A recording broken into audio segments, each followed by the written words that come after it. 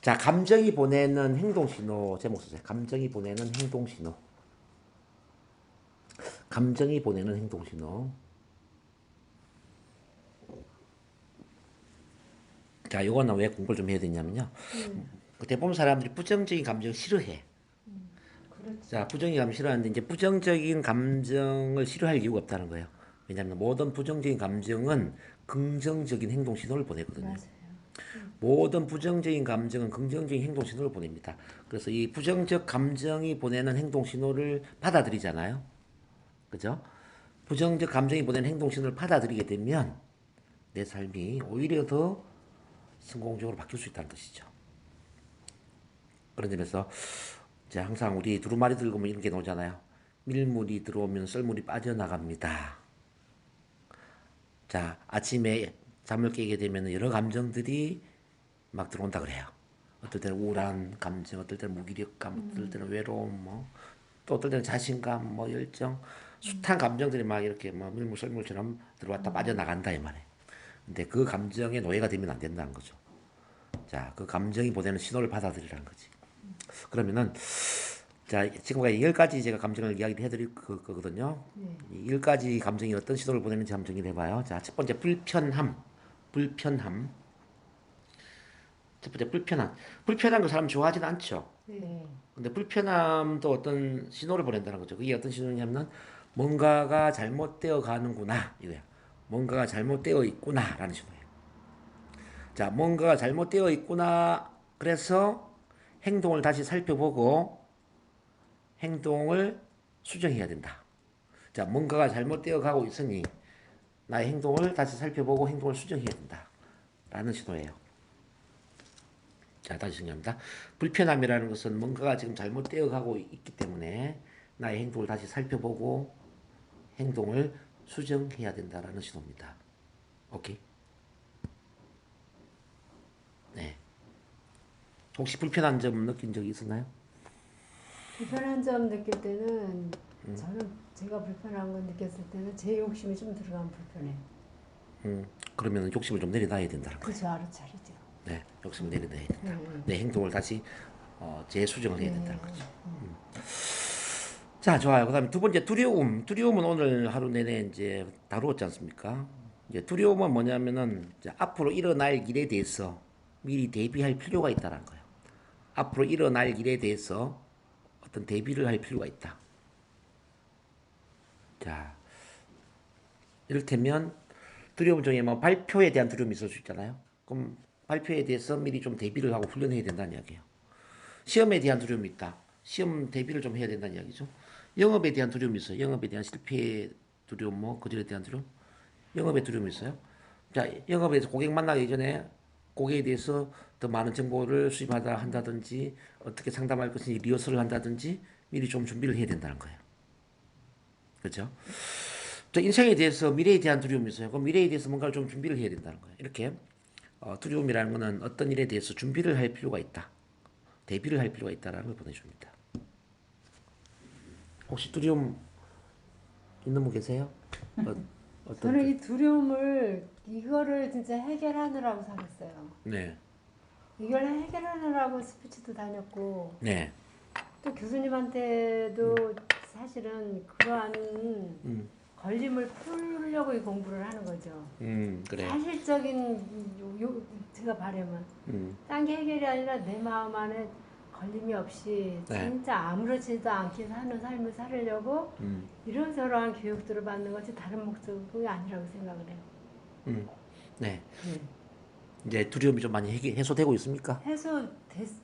되고 있어요. 많이 됐다고 생각이 들어요. 네, 그리고 네, 내 안에서 하지마 뭐 어째요 하는 놈도 그래도 잘 안 만나지고 이제 그래도 조금은 벗겨진 것 같아요. 네, 네, 그래서 주저앉아서 아휴 저 산을 어떻게 넘어가 아니라 그냥 넘어가 버리니까 네.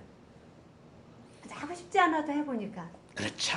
원해서 한 게 아니고 하고 싶지 않은데도 네 해볼게요 하고 산을 넘어보니까 별게 아니고 별거 아니고. 근데 그 산을 안 넘고는 저 산이 맨날 까마득할 거라는 걸 알아요. 그렇죠. 그래서 이제 그 두려움 반대는 자신감이잖아요. 그래서 두려움을 없애기 위한 행동보다는 자신감을 키우는 쪽으로 하는 게 더 낫다고 제가 말씀드렸는데 예. 그럼 자신감이란 이름으로 이제 우리가 어떻게 자신감을 키울 것인가? 자, 작은 성공 위에 자신감이 생기는 거야. 작은 성공 위에 좀 더 큰 성공, 그 위에 좀 더 큰 성공, 성공이 계속 더해지는 거예요. 네. 이렇게 되면 자신감이 커진단 말이에요. 이 자신감이 커지면 두려움은 없어지죠. 네. 당연히. 네. 그래서 두려움을 없애려고 하지 말고 작은 음. 자신감을 키워나가라. 맞아요. 그 말씀을 드립니다. 어쨌든 우리 안이사님은 제가 처음 뭐 뵐 때부터 제가 크게 성공할 분을 제가 알고 있었으니까 지금 네. 잘하고 계십니다. 그리고 우리 이제 김미자 선생님 뭐 안부전 이사님보다 더 좋은 조건에 더 크게 성공할 수 있는데 네. 네, 지금 제가 기다리고 있는 부분이 뭐냐면은 비전을 언제 가질 것인가. 언니는 충분히 삶을 많이 즐기고 일을 충분히 하셔가지고 네, 그러니까 이제 어, 그래도 언니는 전 여한이 없으셔. 그래도 저는 비전을 가져야 된다 보거든요. 우리 김미자 선생님이 지금까지 또 잘 여한이 없이 사셨지만 살아냈어. 앞으로의 삶을 위해서 더 잘 살기 위해서 비전이 필요하다. 그걸 저는 기다리고 있습니다. 자, 그래서 이제 우리 김미자 선생님도 어, 지금까지 이제 배우고 뭐 성장한 이런 것들을 힘든 사람들한테 나누고 힐링과 행복을 전하는 행복의 전도사가 되면 어떨까 기대를 한번 해봐요. 그러실 수 있죠? 자, 이번에 상처받았다는 느낌 있잖아요. 많은 분들이 상처를 받거든요. 네. 자, 이 상처받았다는 느낌은 어떤 의미냐, 어떤 신호냐. 자, 우리의 기대가 될 수 없다. 우리의 기대가 충족될 수 없다라는 신호예요. 기대치를 낮춰야 된다는 이야기입니다. 기대치가 높아지면은 이 기대치만큼 충족이 안 될 수가 있잖아요. 그렇지 않나요? 상처받았다는 느낌하고 좀 비슷한 게 실망감이거든요. 실망감. 이게 다 기대치가 높아서 생기는 거예요. 부부간에도 이런 게 있지 않습니까? 아, 우리 남편이 이렇게 해줄 건데, 우리 아내가 이렇게 당연히 해줄 건데, 근데 나중에 가서 보니까 안 해주는 거예요. 그러면 실망하거나 상처를 받게 되잖아요. 또 우리 파비스 일도 마찬가지지 않습니까? 내가 이렇게 열심히 하면은 우리 회장님이 나를 이렇게 해줄 텐데, 대표님이 이렇게 해줄 텐데, 우리 도전팀에서 이렇게 해줄 텐데, 라고 기대를 했는데 만약에 그렇게 안 했을 때 실망을 하거나 상처를 받지 않겠습니까? 그래서 이제 높은 기대가 충족되지 못하면서 상처받은 느낌이나 실망감이 주어질 수 있기 때문에 이 상처받았다는 느낌은 기대치를 수정해야 된다는 거예요. 나의 기대치를 수정해야 된다. 이제 인생을 살다 보면 이런 것들이 많이 나옵니다. 특히 이제 지금 우리 도전팀 관계가 너무너무 좋지만 또 나중에 어떻게 하다 보면은 관계가 안 좋아질 수도 있어요. 뭐 밑에 이제 누구 또 센터장님, 위에 또 뭐 상무님, 전무님. 그게 다 기대치가 충족이 안 되면 생기는 거예요. 아, 나는 이런 걸 기대했는데 이분이 안 해주네. 아, 난 이분이 이 정도는 할 거라 생각했는데 이게 안 되네. 그럴 때 실망하거나 상처받을 수가 그럴 있다. 수 있겠네요. 그래서 기대치를 수정하라. 네 번째는 분노라는 겁니다. 분노. 어떨 때 화가 나느냐를 또 아셔야 돼요. 화는 어떤 행동이 시도냐. 화가 난다라는 것은 내가 중요하게 생각하는 원칙이나 기준이 누군가에게 침해되었다라는 신호입니다. 내가 중요하게 생각하는 어떤 원칙이나 기준이 누군가에게 침해를 당했다는 거죠. 자, 잘 한번 생각해 보세요. 나는 약속 지키는 걸 굉장히 중요하게 생각하는데, 이분이 상습적으로 약속을 계속 어겨요. 전화도 안 해주고, 미리 사전 연락도 없이 막 약속을 어겨요. 그럼 기분이 어때요? 맞아요. 분노 일어나죠. 우리 김미자 선생님 기분 안 좋죠? 이제 뭐 괜찮아요. 음. 자, 김미자 선생님은 약속 지키는 걸 굉장히 중요하게 생각한다고 저번에 말씀을 하셨어요. 근데 어쨌든 상대방이 이유 없이 계속 약속 어기면 기분이 안 좋죠. 화가 나죠. 이런 것처럼 이제 내 원칙이 침해당하면은 화가 나는 거예요. 뭐 약속뿐만 아니라 이런 부부 관계도 마찬가지입니다. 나는 자 우리 남편이 제 1순위를 인생의 제 1순위를 부부 관계로 두고 살았으면 좋겠다고 생각하는데 남편은 부부 관계 1순위가 아니라 뭐 바깥에 어떤 뭐 세속적인 사회적인 성공을 이루는 게 1순위예요. 맞아. 이런 경우 많이 있잖아요. 네. 그럼 남편이 밖에서 아무리 뭐 돈을 많이 벌고 성공했다 하더라도 나는 화가 나는 거죠. 그런 얘기가 굉장히 많거든요. 여자들 같은 경우에 왜 그 남편 뒷바라지 하면서 자기 인생을 포기하고 가족만을 위해서 희생을 합니까? 자, 요즘 저기 이방원이라는 드라마를 보다 보면은 저기 거기 이제 누구지? 그 이방원 그 왕후 이름이 누군지 모르겠는데 그 이제 아무튼 그쵸. 진짜. 그런데 이제 이방원이가 태종이 되었어요. 태종이 되어서 이제 왕권 강화를 위해서 막 정책을 펴는 과정에서 이제 이 왕비는 나랑 같이 부부로서 걸어가기를 원하는데 네. 와이프도 신하가 되라 이거지. 신하가 되라 그래. 이렇게 얘기하잖아요. 네. 그러니까 얼마나 서운하겠냐 그죠. 자기 친정 식구 다뭐 모아가지고 이제 남편이 왕 되도록 도왔는데 정작 왕이 되니까 나의 신하가 되세요. 와이프 보고 신하가 되라고. 아 그렇게 놓은 거죠. 그 옛날에는 그랬잖아요. 근데 그건 이제 우리 현대적으로 보면은 그런 거죠. 뭐 우리 남편하고 같이 걸어가기 위해서 내가 남편 뒷바라지하고 이렇게 했는데 남편이 당신도 내 뒤에 따라와. 내 신하가 돼. 그러면은 와이프 입장에서 굉장히 화가 나겠죠. 그런 경우들이 많이 있을 수 있거든요. 그 제가 어제 이제 상담한 분도 방배동에 있는 분인데 남편하고 같이 뚜벅뚜벅 걸어가는 인생을 원했는데 남편은 같이 걸어가는 게 아니라 앞에 나가면서 따라오게끔 여러 사람 중에 한 사람으로 나를 이렇게 대한다는 이야기죠. 여러 시댁 식구를 포함해서 여러 사람 중에 한 사람으로 자기를 대한다는 거지. 그러니까 남편은 성공적인 사람이고 사회적으로 출세를 했죠. 돈도 수십억을 벌었고. 근데 이제 이 남편이 마음에 들지 않죠. 화가 나죠. 똑같으네. 똑같죠. 그런 경우가 많죠.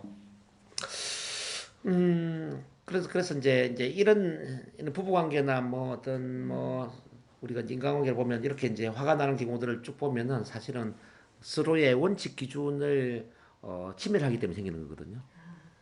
그래서 이제 원칙 기준을 제대로 이야기를 해야죠. 나는 이런 걸 굉장히 중요하게 생각합니다. 자, 나는 인생을 사는 데 있어서 이런 원칙 기준이 아주 중요합니다. 나는 부부 관계에 있어서 이게 참 중요합니다. 나는 가정에 이게 참 중요합니다. 이걸 이야기를 해야죠. 그러면서 그 원칙을 지키지 않을 때 그때는 이혼을 불사하더라도 관계를 정리를 하더라도 이제 화를 내야죠. 상대방이 내 원칙을 알게 만들어야죠. 네. 어때 지금 이방원 드라마에 보면 그 원칙 기준에 대한 부분을 아주 강하게 배울 수 있는 좋은 드라마라는 생각이 들어요. 그래서 이제 조선 시대에는 저랬지만 지금은 또 다르잖아요.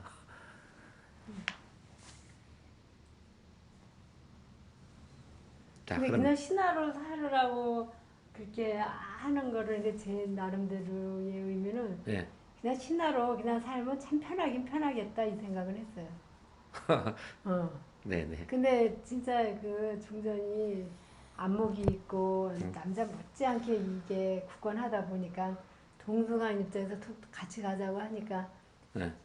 신하가 되어라 하는데 서심하고 그 중전처럼 마음이 이렇게 확고하게 이게 안목이 없는 사람은 오히려 신하로 사는 게 편할 텐데 그 생각을 했어요. 거기 이제 거기 드라마에서는 확실히 드러난 게 이제 이방원의 원칙 기준과 중전의 원칙 기준이 다르지 않습니까? 네네. 중전의 원칙 기준은 부부 관계를 소중하게 생각하기 때문에 나는 당신을 왕이 되도록 만들기 위해 내가 결혼한 게 아니라 부부로 결혼했다. 그 당신과 이렇게 1대1로 같이 걸어가기 위해서 내가 이렇게 부부가 된 거지. 당신 뒤에 신하로 살기 위해서 결혼한 게 아니다 이 말이잖아요. 진짜 똑똑해요. 그렇죠. 근데 이제 이방원 같은 경우에는 나는 조선의 왕이 된 게 왕 중심으로 모든 게 돌아가도록 하기 위해서 내가 정도준도 죽이고 내가 왕이 된 게 아니라 이거잖아요. 그러니까 왕은 하나지 왕이 둘이 될 수 없다. 그래서 모든 사람은 내 신하가 돼야 된다. 이제 이런 원칙이죠.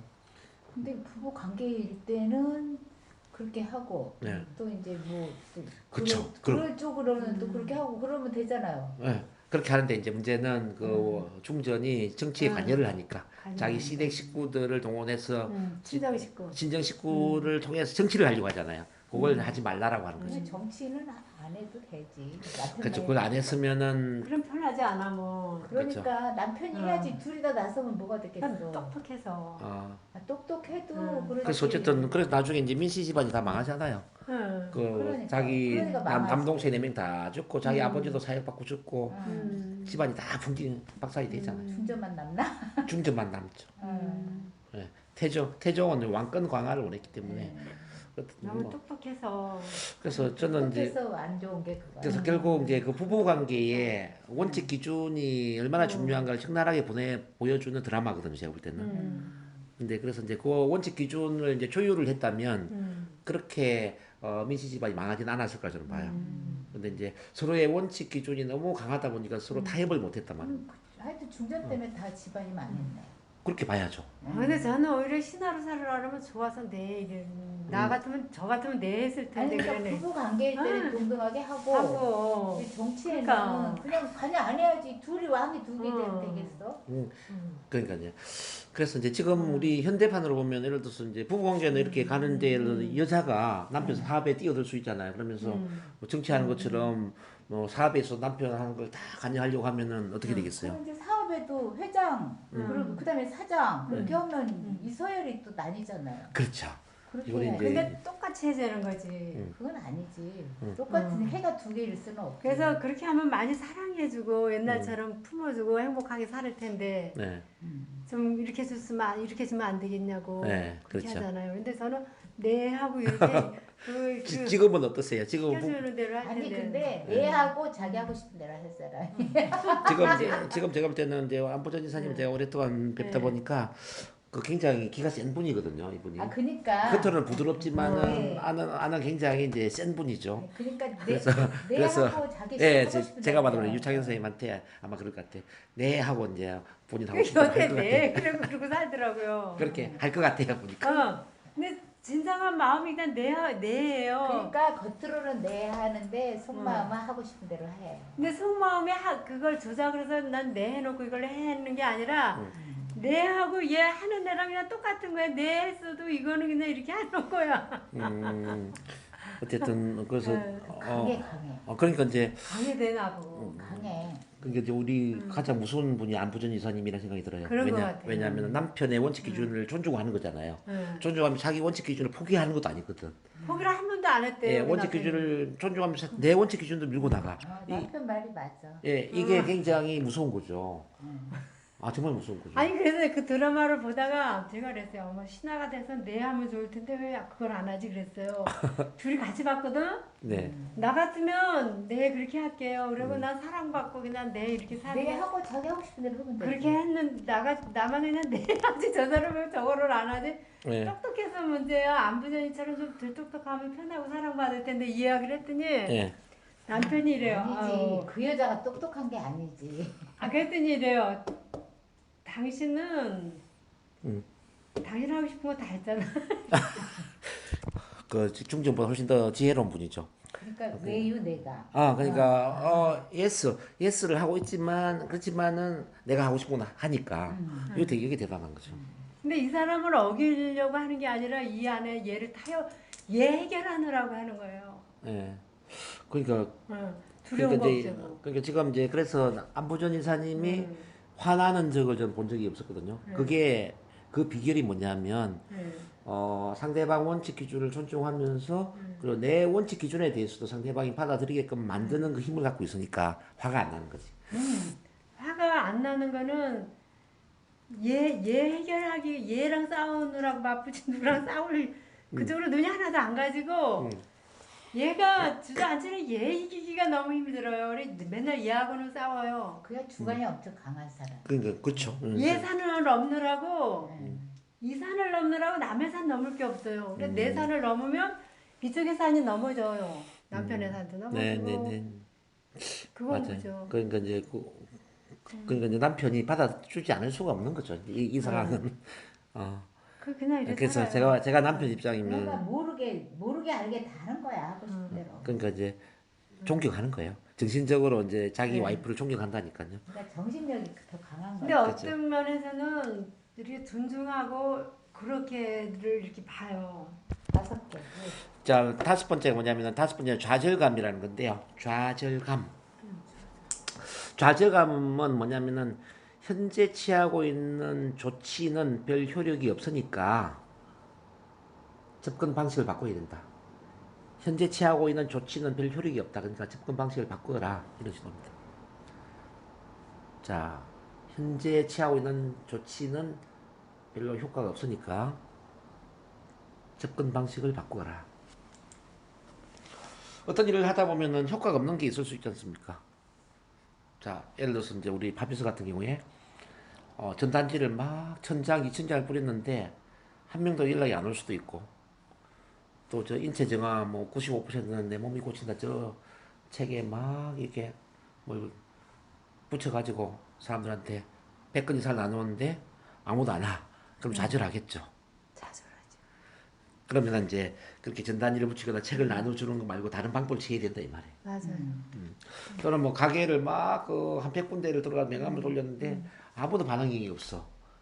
그럼 좌절할 수 있잖아요. 그럼 이 방법은 맞지 않으니까 다른 방법 취해라. 뭐 이런 거예요. 그래서 이제 그 미련한 게 썩 좋은 건 아니다. 목표는 포기를 하면 안 되지만 목표에 다다른 방법은 네. 유연성 있게, 융통성 있게 갈 필요가 있다는 거죠. 융통성 있게. 그래서 뭐 어떤 영업을 하거나 일을 하다 보면은 좌절감을 많이 느낄 텐데 그때는 항상 내 방법을 돌아봐야 돼요. 이 방법이 효과 있나 없나? 그럼 다른 방법으로 가야 되나? 그런 것들을 이제 보실 필요가 있습니다. 그 다음에 이제 여섯 번째, 일곱 번째인가요? 여섯 번째. 실망감. 어떤 일을 하다 보면 실망감 생길 수 있잖아요. 네. 실망은 어떨 때 생깁니까? 어떤 목표를 이루기 위해서 내가 정말 열심히 뛰었는데 목표가 이루어지지 않을 때 실망감이 생기잖아요. 그렇지 않나요? 네. 아, 이 목표를 이루기 위해서 진짜 열심히 했는데 이게 왜 안 이루어지지? 그럼 실망한단 말이에요. 자, 그러면 이제 실망감 어떤 신호냐면은 지금 이 목표는 현실성이 없으니까 새로운 목표를 설정하라라는 신호입니다. 현실성 있는 새로운 목표를 설정하라. 현실성 있는 새로운 목표를 설정해야 된다.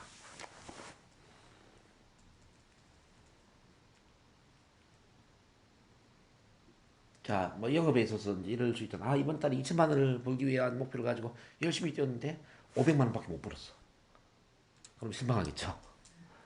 그러면은 현실적으로 2천만 원을 벌 수 있는 단계가 아직 아니니까 이제 현실성 있는 목표를 다시 만들어서 2천만 원 말고 1천만 원에 도전해봐라 뭐 이런 거죠. 뭐 10개의 센터를 내기로 했는데 10개의 센터는커녕 2개밖에 못했네 예를 들어서 그럼 실망하잖아요. 10개의 센터는 좀 현실성이 없으니까 그럼 5개를 도전해봐라 뭐. 이렇게 목표를 수정해야 된다는 거죠. 그게 이제 실망감입니다. 그 다음에 이제 일곱 번째 죄책감. 죄책감은 어떨 때 생기냐면요. 나 자신이 스스로 가치 있게 생각하는 기준을 어겼다는 거예요. 나 자신이 스스로 가치 있게 생각하는 기준을 어겼다는 요게 죄책감입니다. 나 자신이 가치 있게 생각하는 기준을 스스로 어겼다. 요게 바로 이제 죄책감이기 때문에 그래서 내 기준을 다시 한번 재검토해보고 내 기준을 다시 한번 검토해보고 앞으로 두 번 다시 이 기준을 어기지 않겠다라는 다짐을 하는 게 중요하죠. 다짐을 하는 게 중요하죠. 죄책감. 어쨌든 그렇게 해야 됩니다. 아, 내가 중요하게 생각하는 가치를 어겼구나. 앞으로는 절대로 내가 이런 실수를 되풀이하면 안 되겠구나. 그 다음에 이제 여덟 번째, 자신이 쓸모없다는 느낌을 가질 수 있잖아요. 나 자신이 쓸모없다는 느낌. 자, 쓸모없다는 느낌. 이건 어떤 신호냐면요. 자, 나 자신이 잘 못하는 이 분야에서 성공을 거둔 사람을 찾아서 역할 모델로 삼고 조언을 들어봐야 된다. 자, 주로 쓸모없다는 느낌이 어떻게 생기느냐 보면요. 남들은 다 잘하는데 나는 막 매출도 오르지 않고 일도 안 되고 이 바비스 애니원에서 나는 쓸모없는 사람이 아닌가? 그럴 수 있잖아요.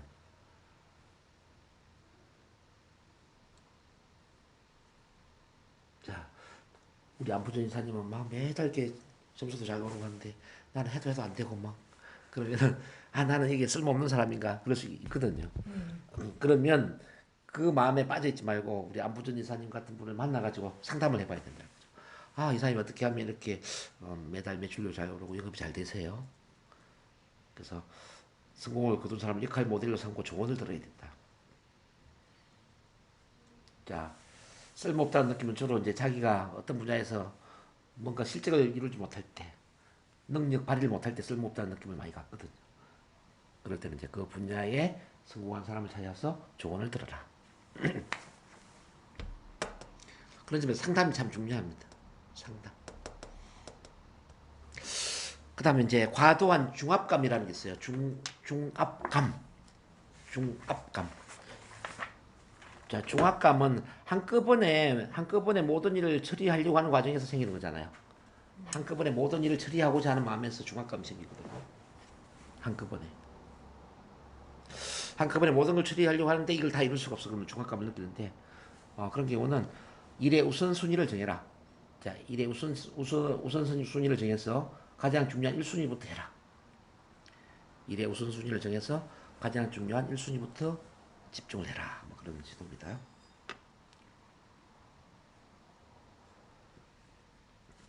중압감 어렵지가 않을 것 같고요. 마지막에 외로움을 하나 더 볼게요. 외로움. 10번의 외로움. 외로움은 뭐 제가 많이 강조를 했는데요. 다른 사람에게 먼저 손을 내밀어서 관계를 형성해야 된다. 라는 신호죠. 다른 사람에게 먼저 손을 내밀어서 관계를 형성하라. 자, 외로움과 비슷한 게 좀 우울증이죠. 우울증. 외로움이나 우울증은 좀 비슷한 맥락이 있습니다. 혼자 가만히 있지 말고 내가 먼저 누군가한테 연락을 취해서 누군가한테 손을 내밀어서 관계를 형성해야 된다. 라는 식으로 바로 외로움입니다. 이렇게 10가지를 쭉 같이 보셨어요.